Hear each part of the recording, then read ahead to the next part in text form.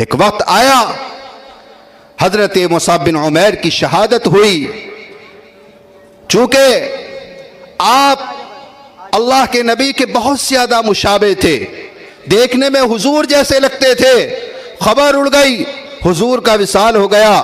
صحابہ میں بے چینی طاری ہو گئی. بعد میں جب پتہ لگا کہ حضور کا نہیں حضرت مصعب بن عمیر کا انتقال ہوا تو نوجوانوں کیا حالت تھی مصعب بن عمیر. وہ مصعب بن عمیر جو مکہ کا بڑا سردار کا بیٹا تھا، وہ مصعب بن عمیر جس پر مکے کے کوچے، مکے کی گلیاں فخر اور نازہ ہوا کرتی تھی، آج غزوہ احد کے موقع پر احد کے میدان میں پڑے ہوئے ہیں.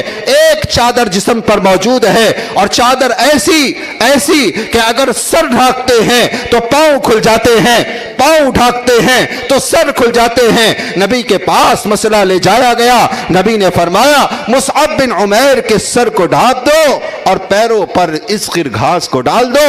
نوجوانوں یہ دین ہمارے پاس آسانی سے نہیں آیا. صحابہ نے قربانیاں دی ہیں، صحابہ نے پتھر کھائے ہیں، صحابہ کو سولی پر لٹکایا گیا، صحابہ کے ٹکڑے کیے گئے، صحابہ کے تیر برسائے گئے، صحابہ کے تلوار ماری گئی، صحابہ کرام کو قتل کیا گیا، صحابہ کرام کو شہید کیا گیا. لیکن اللہ کی قسم وہ صحابہ نبی کے یار تھے، نبی کے پروانے تھے، نبی کے دیوانے تھے، نبی کے مستانے تھے. اپنی جان، اپنا مال، اپنی عزت سب کچھ قربان کر دیا. لیکن دنیا تک رہنے والے، دنیا کی بقا تک رہنے والے تمام انسانوں کو پیغام دے کر گئے کہ صحابہ محبت کا معیار ہیں. صحابہ نے حضور سے محبت کا حق ادا فرمایا ہے.